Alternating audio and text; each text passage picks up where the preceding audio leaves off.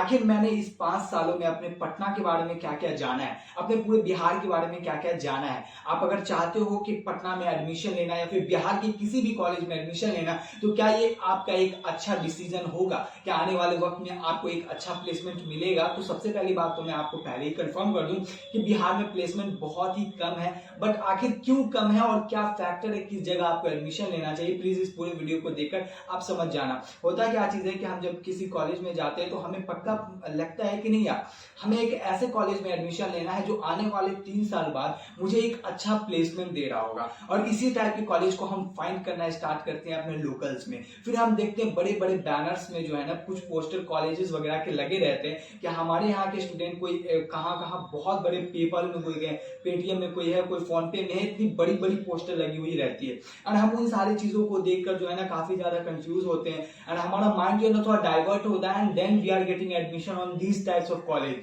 And हमारे साथ actually उसी जगह पर जो है ना बहुत बड़ा फ्रॉड हो रहा होता है। पहली बात कि अगर आप इन सारे बैनर को देखकर ये सोच रहे हो कि आने वाले वक्त में हम उन सारे बैनर के जगह पर हम भी होंगे, तो आप बहुत बड़ी गलती कर रहे हो। बिकॉज की दो तरीके की कंपनियां होती है, एक होती है प्रोडक्ट बेस्ड एंड एक होती है सर्विस बेस्ड। तो होता क्या चीज है कि आप अगर बीसीए कंप्लीट करते हो तो आपको किसी भी हाल में आपको प्रोडक्ट बेस्ड कंपनियों में जॉब जल्दी नहीं मिलता है। आप कितने भी स्किल्ड क्यों ना हो, उसके लिए कम से कम आपको मास्टर की डिग्री चाहिए होती है या फिर आपको एक बीटेक डिग्री चाहिए होती है। कॉलेज में जाते हुए एडमिशन लेने के लिए, वहां एडमिशन लेने आप गए, जब आप एडमिशन का सारा प्रोसेस कर लेते हो, जब आप उसमें पढ़ने लगते हो, तब आपके साथ एक्चुअली में पता चलता है कि जो भी बैनर्स हमने देखी है वो सारे बैनर्स हमारे सीनियर नहीं, वो आने 2000 के हैं, कोई 1999 के हैं, कोई वो सारे लोग जो कि बहुत 10-10 साल 20-20 साल पुराने स्टूडेंट है, उन सारे स्टूडेंट का जो है ना हमें बैनर्स दिखाया जाता है रिन्यू कर कर।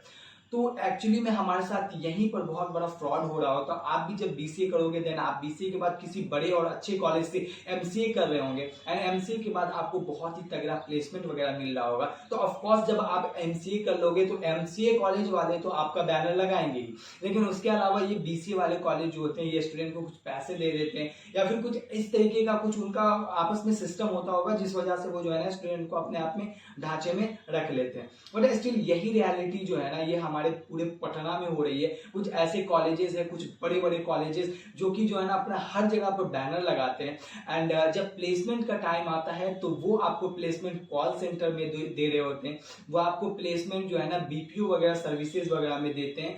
तो यहां पर आपका जो है ना बहुत बड़ा फ्रॉड हो जाता है कि आप एक बीसीए का डिग्री ले रहे हैं, आप एक आईटी सेक्टर का डिग्री ले रहे हो एंड आईटी सेक्टर का डिग्री लेने के बाद जो है ना आप जा रहे हो बीपीओ में आप जा रहे हो कॉल सेंटर में, तो देन आपके साथ वहां पे बहुत बड़ा फ्रॉड हो जाता है। आपको प्लेसमेंट मिलेगा, ऐसा नहीं है प्लेसमेंट नहीं मिलेगा, लेकिन आपको प्लेसमेंट मिल कहां पर रहा है, बीपीओ में मिल रहा है, आपको प्लेसमेंट मिल रहा है कॉल सेंटर में। तो यार ये जॉब जो है ना आपके लिए सुटेबल आपके प्रोफाइल के हिसाब से नहीं होता। बट स्टिल चूंकि हम बहुत परेशान हो जाते हैं तो हमें वो प्लेसमेंट भी चल जाता है कि अभी कुछ नहीं तो उससे अच्छा है, हाँ चलो। बट उसके अलावा सबसे बड़ा जो हमारे पूरे बिहार के कॉलेज का सबसे बड़ा जो बैड फैक्टर है वो ये है कि हमारे बिहार में आईटी सेक्टर बहुत ग्रोथ नहीं है। ऐसे में आपको किसी भी तरीके का इंटर्नशिप लेना हो, आपको जॉब लेना हो, उसके लिए आपको अदर स्टेट मूव करना पड़ेगा और अदर स्टेट अगर आप मूव करते हो देन वहां जाकर आप जॉब करोगे। इस दर में आप इंटर्नशिप नहीं कर पाओगे। इंटर्नशिप अगर करोगे तो ऑनलाइन करोगे एंड ऑनलाइन भी मिलना बहुत ज्यादा मुश्किल हो जाता है, क्योंकि बिहार के जो भी कॉलेजेस है यहाँ पर मैंने जो प्राइवेट कॉलेज जितना भी देखा है उसके बहुत ही हाई ऑथराइज्ड लेवल के टीचर नहीं है। एक ही टीचर आपको पढ़ा रहे होंगे डीबीएमएस, एक ही टीचर आपको पढ़ा रहे होंगे डाटा स्ट्रक्चर, एक ही टीचर हर चीज को पूरा थ्योरेटिकल से लेकर आपको हर चीज एक ही टीचर पढ़ा रहे होते हैं। वो एमबीए को भी पढ़ाते हैं, वो बीसीए को भी पढ़ाते हैं, वो एमसीए को भी पढ़ाते हैं, तो वो जो है ना बीए वाले को भी पढ़ा रहे हैं। वही टीचर उनके पास बहुत ज्यादा बड़ा मुझे देखकर जैसा लगा है कि बहुत ज्यादा जो है ना टीचर का क्वालिटी नहीं होता। मैं भी इस सारी चीजों से गुजर चुका हूँ। खास लगता है सिर्फ इतना कहना होगा, आप अगर किसी कॉलेज में प्लेसमेंट लेने जा रहे हो तो आपको सबसे पहले इन सारी चीजों पर ध्यान देना होगा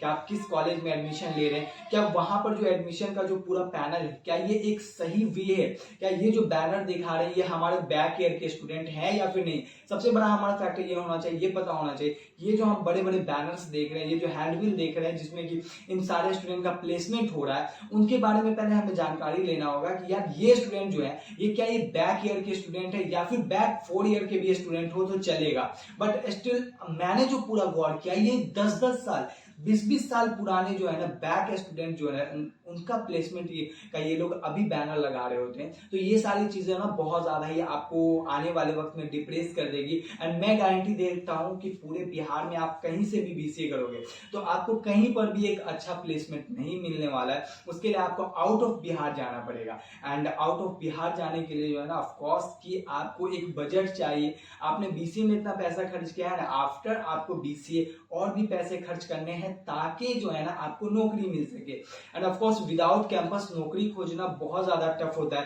बिकॉज जितनी भी कंपनियां होती है वो ऑन कैंपस स्टूडेंट को ले लेते हैं, तो ऑफ कैंपस में बहुत ज्यादा प्रॉब्लम हो रहा होता है। तो इन सारी चीजों का आपको ध्यान देना है। And thank you so much कि आपने अगर अब तक पूरा वीडियोस देखा।